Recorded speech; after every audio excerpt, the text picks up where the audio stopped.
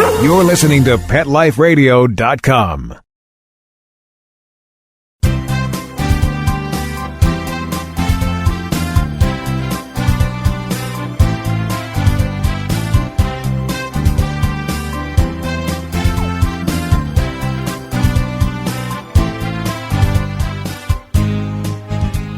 And welcome and hello, good morning, good afternoon, whatever the case may be to all of you out there here listening to us live here at Pet Life Radio. You're here live with Dr. Jeff Werber, host of Ask the Vets with Dr. Jeff. We'll be here for the next 30 minutes just talking pets. Anything that interests you, I want to hear from you. So that's what I'll know, what interests you. Anything we can talk about, let me know. We can, easy to get hold of us. Number of ways.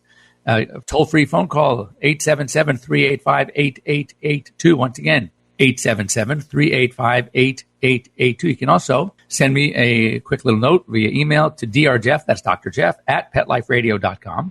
You can also log on to us at PetLifeRadio.com. You're probably doing that already. If you're listening to me, you can go to the shows, click, scroll down to Ask the Vets with Dr. Jeff, and you'll see down at the bottom of our page, you will see a place where you can join in on the conversation. And you can also, which we like even more, is you can now join us live on our Google Hangouts. So you just follow the lead. If you go down and you can see a little Google Hangout link that's provided for you, just click on that link and you can be here live with us here on Pet Life Radio. If you're sitting in front of your computer with a little camera, we can see you, you can see us.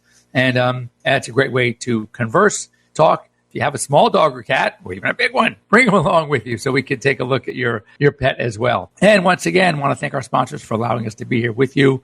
We have Bravecto, which is Merck's new, very tasty flea and tick control. Gives you 3 months of protection, which is fantastic. More than a cone, that's raising awareness of the arts through wellness. And it's basically what it's doing is they are trying to educate people about health and wellness for pets, and doing so through different events. The arts, basically, they have world-famous artists that are decorating the shamed Elizabethan collar cone. And instead of walking around with a cone of shame, as they like to call it, this could be actually a work of art. It's really cool.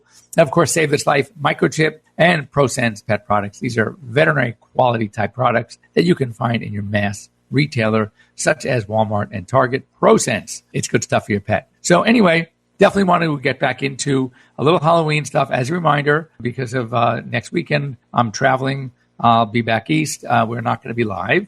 So I'm going to get through, once again, just the key issues of Halloween, protecting your pets during Halloween, and yet still having a great time. But also I like to go through some of the news, and there's some cute stuff that we picked up. One really caught my eye because I just found it very, very comical, and it's because it's exactly something that I found out the hard way as a pre-veterinary student some 35 years ago, but very, very funny. Anyway, University of Missouri, this is really cool. They are studying a condition that we see in dogs, mostly more than cats, called megaesophagus. And they're doing it along with the medical school, and they're finding that certain issues in both humans and now dogs are very similar. So it's really cool when that happens. When you have the veterinary team studying something in animals, and alongside you have the human physician team and researchers doing their thing on people, in the hopes that once discoveries are made and successful treatments are discovered, that they can often be used for both. And it's not always that veterinary medicine is the leader and finds, things from people, but, oftentimes they'll test on animals, but they ultimately will go to people. Well, there are some tried and true treatments that we have employed that got there way before the medical teams have, and now are being put in play as well. For example, the feline FIV, the feline immunodeficiency virus, which is like a very close first cousin of HIV. The thought is that whoever is able to come up with a successful vaccine, and as they study more and more, they're very close to doing so, whatever they discover will probably help the other species as well, which is kind of pretty cool. This was pretty gross. I usually head there every August at a conference called the Central Veterinary Conference. But in Kansas, they have this beetle called the Asian lady beetle. And apparently they're pretty gross. And as we know, lots of dogs and cats are really into bugs. Not to collect them, like an entomologist, but into them, they like to chase them and like to eat them. Well, here's the problem with this swarming Asian lady beetle is that when it's bitten, it secretes this kind of a sticky substance. And it then, if it's bitten by a dog, the sticky substance sticks to the inside of the mouth with the beetle. And then the beetle becomes a major irritant in the mouth. And he's driving these animals nuts because they can't get rid of them because they're stuck inside the mouth. So if you live in Kansas or anywhere in that Midwest in that area, and you know what type of beetle I'm talking about, the Asian lady beetle, and you have a dog who likes to eat and munch on insects, my recommendation clearly is keep your dog inside. Do not let him munch on Asian lady beetles because he will be very sorry that he did. There's also a cool thing, again, speaking about the similarities in research that happens between people and pets. So at the University of Pennsylvania Veterinary School, they're working with what they call a robotic CT scan. Now, normally, if any of you have ever had a CT scan or an MRI, well, first of all, you have those kinds that are the tubes. And you're sitting in this kind of like a slide, and they try to make you comfortable, and you're going into this long tube. And for anyone out there who's claustrophobic, you are in trouble because this tube, it's like you're in a coffin. It is really, you're surrounded very close. You cannot move. It's really scary. So to help that, then they created the donut, which is much wider. It's not long. It's only about maybe 1.5 feet thick. So you never feel like you are enclosed and maybe stuck forever in some place. So for those people who have a certain degree of claustrophobia, it is a major benefit. Now they're doing is when you have a horse, for example, that's a pretty big animal to do anything with.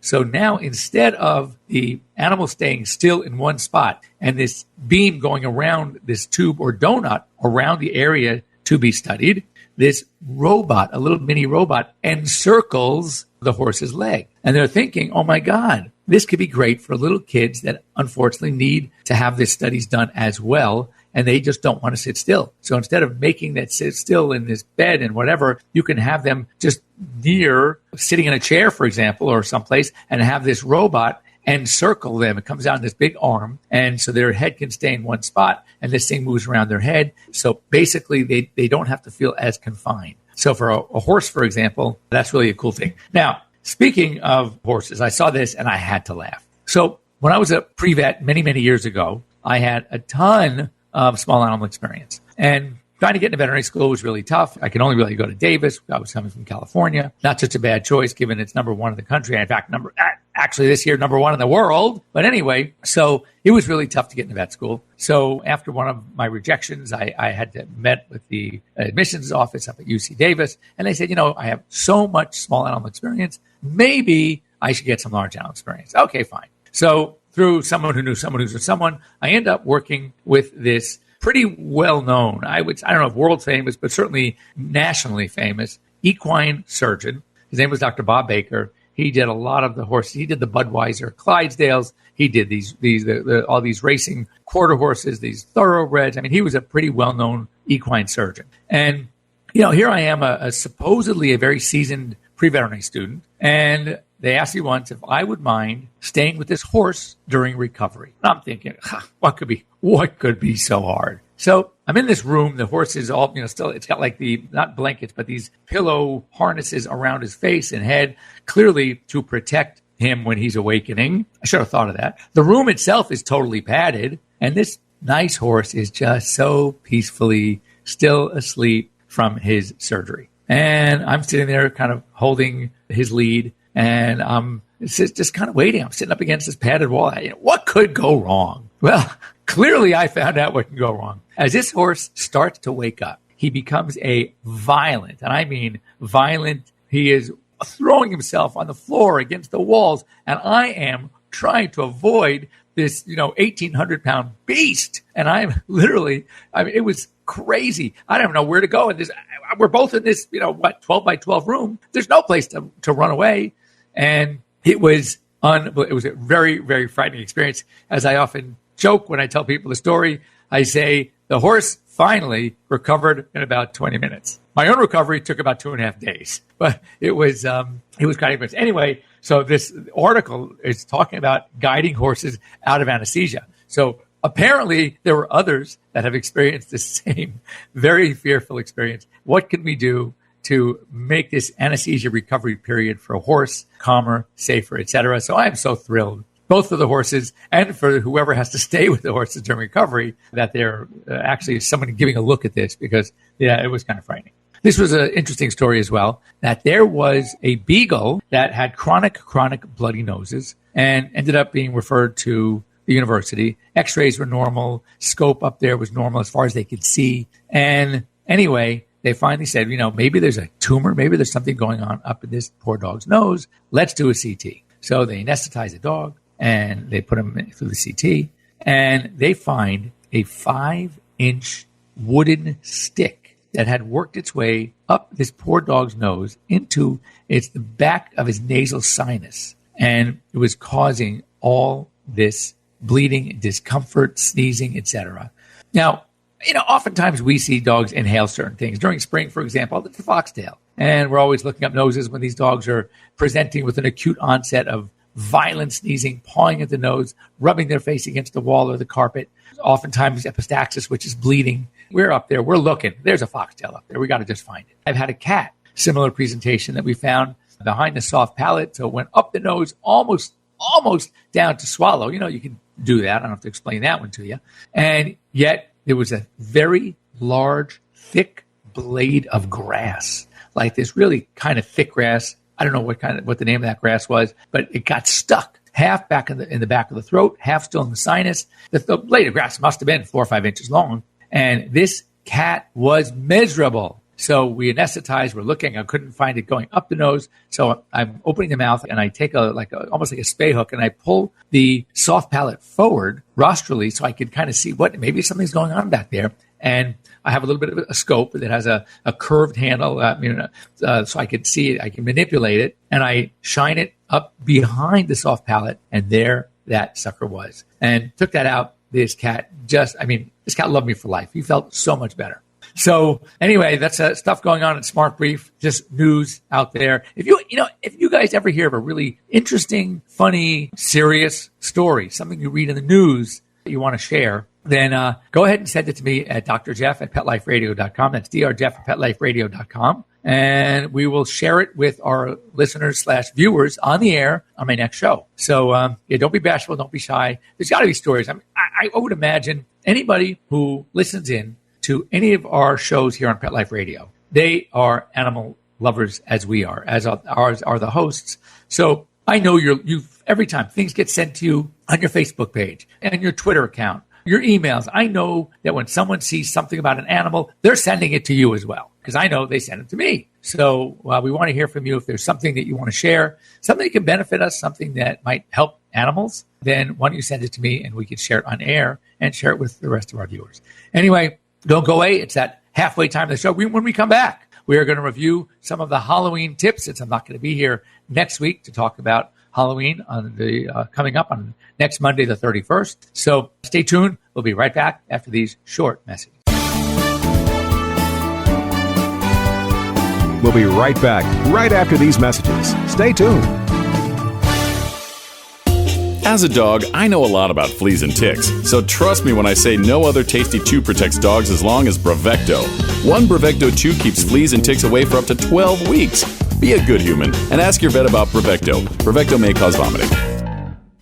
This is my tired of itching face. Does your dog suffer from persistent itching and scratching? Allergies and skin irritations caused by environment, including pollens, insects, especially fleas, food, and common household allergens are common problems in dogs. It's easy to alleviate your dog's discomfort at home with Prosense. Prosense itch and allergy products provide fast relief from symptoms like itchy, irritated skin, skin infections like hot spots, and watery eyes. Prosense products are veterinary formulated and recommended to ensure the very best for your pet. Try Prosense today.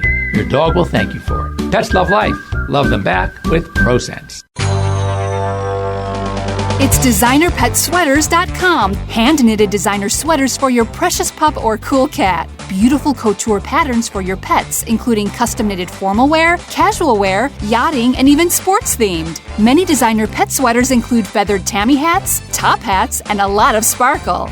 Each sweater includes leg loops, front paw sleeves, and leash opening. Visit designerpetsweaters.com to order your four-legged fashions today. Your pets will stay warm for the winter and be runway ready. Large or small, we fit them all. designerpetsweaters.com. Are you confused by the overwhelming number of supplements for your dog? Developed by a veterinarian, Dr. Baker's all-natural Canine System Saver is designed to address many of the common problems your dog faces today, including allergies, inflammatory diseases, arthritis, hip dysplasia, geriatric problems, and more. Restore and maintain your dog's health with Dr. Baker's all-natural Canine System Saver. Order 2 bottles today and receive 20% off plus free shipping. Visit CanineSystemSaver.com. To get this special offer, enter coupon code RS20 at checkout. Let's talk pets Let's talk pets on Pet Life Radio. Pet Life Radio. PetLifeRadio.com.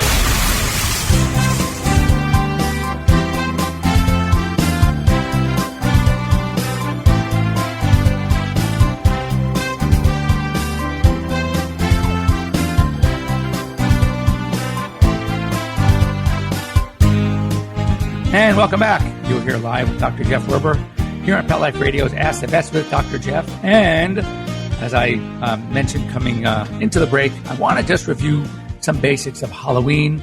We did it about a few weeks back. And if you weren't there to listen, it's important stuff because we want to make sure that everybody has a great time. And most importantly, that your pets stay safe on this coming Halloween. So some basics, it's all really common sense stuff, but I think sometimes you don't think of certain things. So when you hear it, you go, oh my God, yeah, gee, Jeff, that makes sense. So first of all, trick or treat candies. As we know, we've heard, ad nauseum that candies can be dangerous to our pets. First of all, the chocolate. Though for milk chocolate, a lot of the stuff that is handed out as milk chocolate is probably one of the, lesser toxic. You get into the darker chocolates, you get into baker's chocolate, you get into pure cocoa powder, and it is extremely toxic to pets. So you want to be very careful. A lot of candies, one of my favorite, remember Chunkies, open wide for Chunky, is not only chocolate, but it's raisins and nuts. Well, you got a triple whammy there. And raisins also. There are some dogs, we don't know which ones, there's no way to test,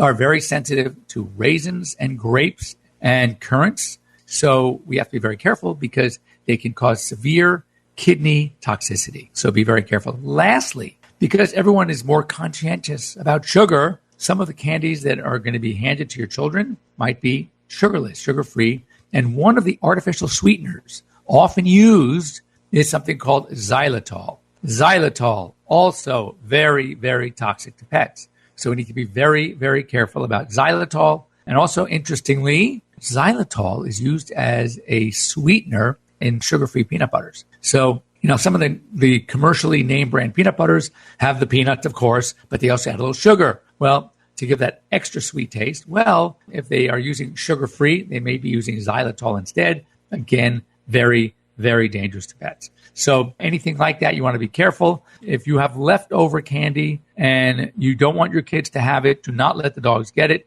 You can always send it to us here at Pet Life Radio. We'd be glad to eat it up for you, especially Snickers and peanut M&Ms. Oh, but whoever said that. But anyway, keep your pets away. A lot of dogs, even dogs that are really well-behaved and well-adjusted, you know how they get when a doorbell rings, right? They're watchdogs. They start barking away. So here, when Halloween night, that doorbell is going to be ringing a lot. I mean, every minute sometimes. And it's not just a delivery man who sometimes they want to kill. No, it's these funny-looking little people. They are unrecognizable. You can't see their faces. They're wearing masks. They're dressed in who knows what. And your sweet golden retriever even can become fearful and aggressive because why? They are protecting the house. They're protecting you. They become a little bit more unpredictable. We don't want to take any chances. Not to mention, out of fear, they might want to bolt out of that front door. So important, keep the pets away, put them in a safe room, cats as well, because we don't want anyone getting out on this night.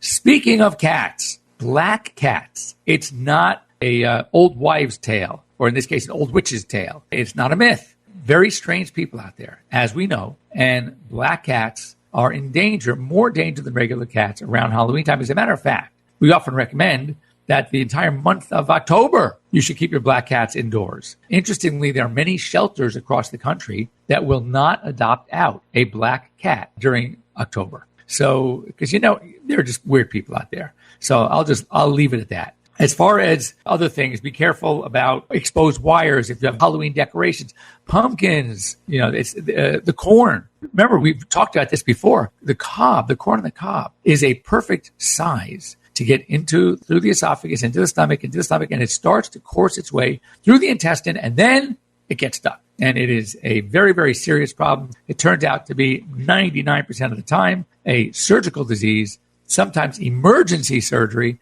It can also cause some major problems within the intestine itself, that it can cut off the blood supply, and we can get some tearing of the intestinal wall, causing severe peritonitis. So we have to be very, very careful as well with corn on the cob. Pumpkin, it could just be an irritant. It's not that it's poisonous, but not good for them. So just be careful. Also, candles. If you hollow out that pumpkin and you make like a jack-o'-lantern. Well, if that's inside or gets knocked over, that too can be a problem. And cats, interestingly, I'm sure you've learned this before, maybe accidentally, hopefully no damage was done. Cats are intrigued by flame, and they want to go in and they kind of like want to touch it. And cats also, when something is vertical, what do cats like to do? They like to rub alongside of it to mark it, to either feel the petting. So if they see a candle on a table and it's standing upright, which it better be, then this cat just doing its thing might knock that candle over, and that could be a problem. So be very careful. If you plan on dressing your pet up in a costume, I'm not going to talk you out of it, but I will at least give you some points of caution. Number one, test it out first. Make sure that the dog is comfortable. Make sure it's not digging into any areas like the neck or under the front legs in the armpit area, that it's not covering up their faces or eyes. I mean, remember, dogs' eyes are bad enough as they are. We don't want to make them any worse, because then they become even more unpredictable. So, and remember, if you take your dog with you trick-or-treating, and again, we're talking a dog who is totally well-adjusted, fine, happy.